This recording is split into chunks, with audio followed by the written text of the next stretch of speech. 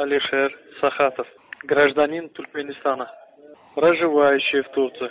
Объявляю голодовку как знак протеста против несправедливого задержания меня и в попытке отправить меня в Туркменистан, где меня ожидает мучительная смерть в Туркменистане. Я отказываюсь от какой-либо пищи и воды, пока моя ситуация не разрешится справедливым образом.